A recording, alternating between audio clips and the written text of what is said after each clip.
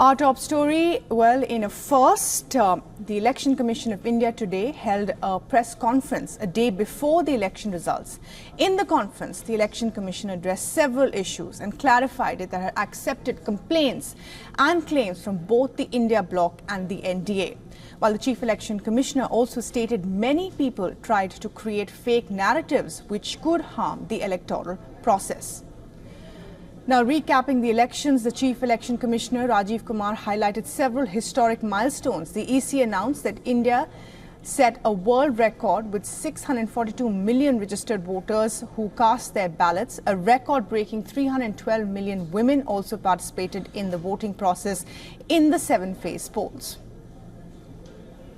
We have created a world record of 642 million proud Indian voters.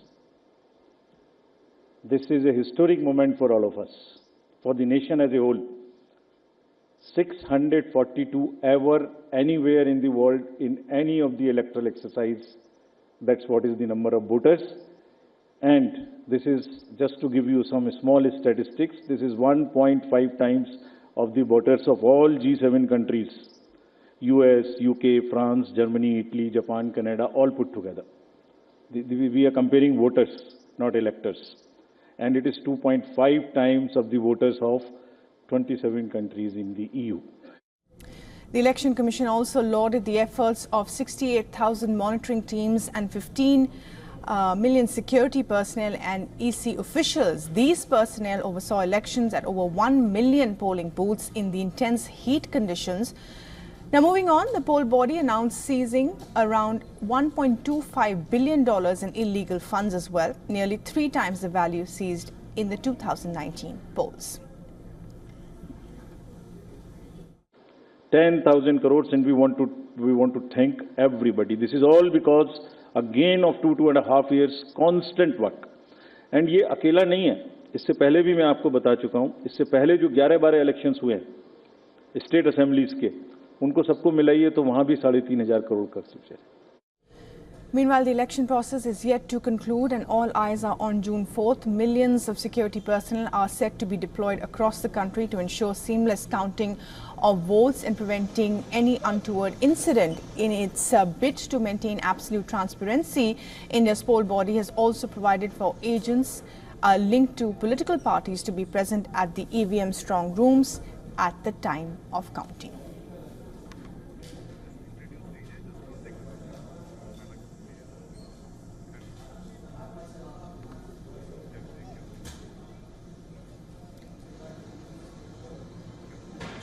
All right, to talk more about what's happening in the states as far as the election is concerned, we're also joined by Siddhant Sibbal, who's joining us from outside the Election Commission. Dharamjot Singh Kaur will also be joining us from Delhi, Siddharth MP from Chennai.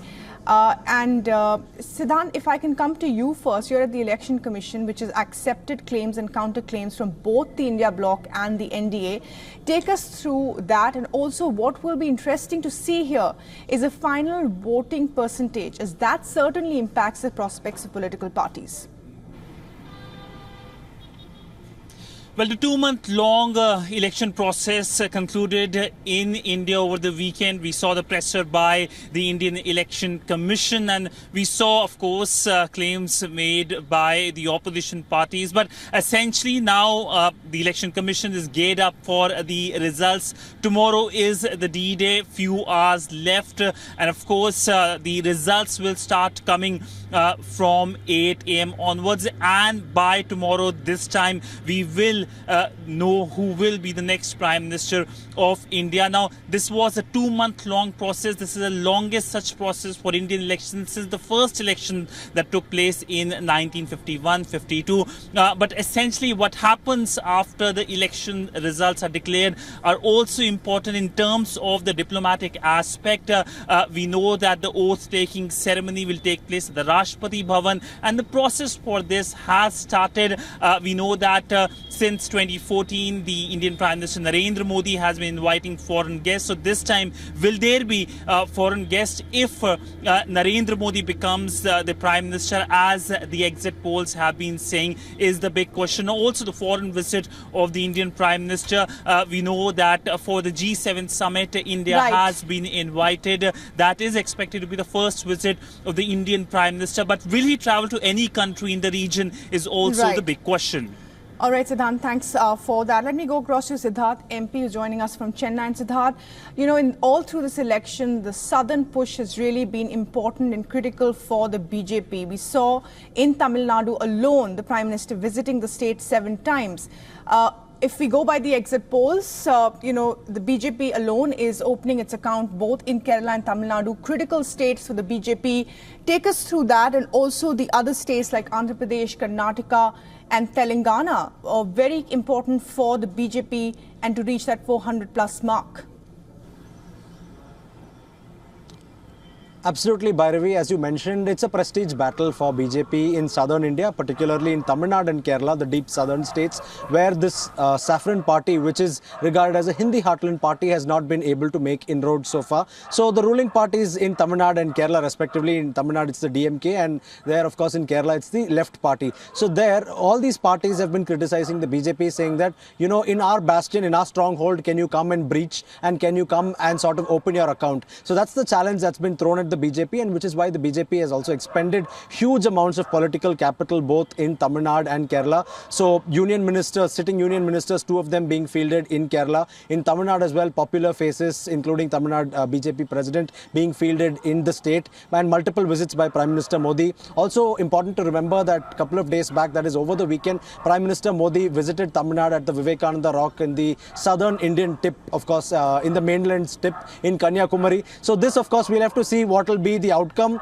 because of course the fates are sealed, but whether this was a subtle political message indicating the BJP's confidence that they're growing in the south, because Kanyakumari is adjoining Kerala as well. So Kanyakumari is where there's a BJP candidate contesting. In adjoining Thiruvananthapuram in Kerala, there's a BJP candidate. So is this a sort of subtle message from the Prime Minister that they're growing in the south? That's something we'll get to know tomorrow. Coming to other states like Karnataka, Telangana and Andhra Pradesh, each of the states in southern India, taking all 5 of them, have a very unique political landscape dominated by region-centric parties that have a great legacy and a history of at least a couple of decades, and in the case of Tamil Nadu, 5 decades of Dravidian party legacy. Going to Karnataka, Karnataka almost mirrors the national scenario. It's a BJP versus Congress direct battle. So last time in the assembly election, BJP was ousted from power. People actually voted against the BJP en masse, and Congress stormed to power. So this time we have to wait and watch if Karnataka actually, bucks the trend and votes for BJP in a national election while rejecting BJP in an assembly election. So, last time Karnataka BJP got great dividends. They got 25 out of 28. They literally swept Karnataka. This time, can they repeat that? Something that has to be watched very closely, given that there's also been the Prajwal Revanna controversy that erupted just after the polls in that part of the state. Also, let's remember Andhra and Telangana also very crucial, because in Telangana, BJP has about 25% of the seats. They've got 4 out of 17. So with that 25%, this time what they're looking to do is ratchet up both the vote percentage and also capitalize on the sort of setbacks faced by the BRS, which was the ruling party there last year. The Bharatiya Rashtra Samiti was a ruling party there, but they were ousted and Congress was the power. So BJP would actually look to, fill in that vacuum, because BRS is said to be now slightly in a weaker position. So BJP would like to capitalize on that. Coming to Andhra, BJP has had a very formidable alliance with the veteran Chandrababu Naidu of the TDP and also with the film star Pawan Kalyan's party. So it's important to watch whether they would be able to pose a formidable challenge against YSRCP and incumbent Chief Minister Jagan Mohan Reddy. Bhairavi. Absolutely. Those are important tie-ups that the BJP has done in Andhra Pradesh, particularly with the TDP. That is likely to pay dividends. But just want to point out in Karnataka that the Prajwal Revanna incident happened after the voting had closed. So how much of that will impact voters in that region, particularly in Hassan, we'll have to wait and watch. Let me go across to Dharamjot, who's joining us from Delhi. She's been tracking the Delhi, Haryana and Punjab belt, and the north has been a critical battle for the BJP, an easy battle many would believe. Punjab, let me begin with Delhi, which was a high-octane battle. Arvind Kejriwal went to jail. People said that there will be a sympathy vote. Exit polls suggesting otherwise. While in Haryana and Punjab, of course, Punjab, they don't have an alliance with the SAD anymore. And Haryana, they removed an incumbent chief minister. So, Dharamjot, how is it panning out for the BJP in these three critical states? Well, Bhairavi, to put it in one line straightforward, I don't think it's going to be as easy in terms of what the voters have said as it was for the Bharatiya Janata Party in 2019. Coming to the states of Punjab and Haryana, in the past 2 months in Haryana, we've seen, the political landscape change massively. We saw the incumbent Manohar Lal Khattar being replaced as the chief minister. We also saw just, 2 weeks before Haryana was to go to elections, that the state government, also ruled by the BJP, fell short of its majority. So a lot has changed for that state in the past 2-3 months in terms of the short-term climate that has changed. Ever since the 2020 farmers' protests and the farmers' bills that have now been revealed, also those indicators also had an impact because Haryana, like Punjab, has a massive farmers' belt who also make for a big vote bank in that state. So will that have an implication? That is something, that we're looking to watch unfold tomorrow. Also because Haryana has state elections before the month of October this year. So the dynamics for the Bharatiya Janata Party is not just in terms of, the Lok Sabha elections, but also the state elections in a few months down the line. Now, coming to Punjab, that state has been in the news, internationally and not just in India. Again, for the massive protests that were led by farmers from Punjab along with other states. So there is a sense of aftermath, a sense of bitterness in terms of how the entire thing panned out. Also because there are, spurious protests still going on in certain parts of Punjab and Haryana for the legal guarantee of the MSP by the farmers. So all of these factors might really play out in terms of how, the voters have cast their ballot and how it will shape up in terms of, the majority seats for the Bharatiya Janata Party. Right. Also that, the ruling party, as you mentioned, they broke up from the Shiromani Akali Dal alliance that they had over there. So it's been like a four-way contest. And in terms of everything that we're hearing from the voters in Punjab, the mandate appears to be increasingly fractured because it's not just the BJP, it's the other parties that are also facing the heat in terms of Punjab's vote bank feeling like there is an increasing sense of alienation. There are a lot of unkept promises also from the front of the Aam Aadmi Party that has the state government in Punjab. So very interesting dynamics in that agrarian state as well. It's very hard to say at this point if at all any party will emerge with the majority number of seat share in that state. And coming to the national capital, Delhi, we've seen how the entire political climate has changed with the sitting Chief Minister Arvind Kejriwal being taken into arrest by the Enforcement Directorate over the liquor policy scam and its allegations that have followed. Right. Even though the Supreme Court did let him out to campaign for the party, I think the big question is, were those 2 to 3 weeks enough for the Chief Minister and the Aam Aadmi Party to turn the vote bank around in Delhi? That is something, again, we'll find out tomorrow. Because even in that case, we're seeing a fractured mandate. We're seeing different people say different things.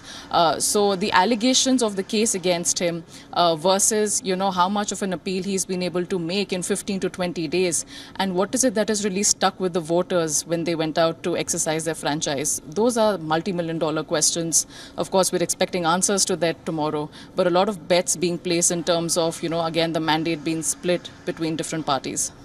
Right, Dharamjot and Siddharth MP both, thanks very much indeed for joining us with the very latest there. And as you said, the countdown has begun. We will know the results by tomorrow afternoon. For all the latest news, download the WION app and subscribe to our YouTube channel.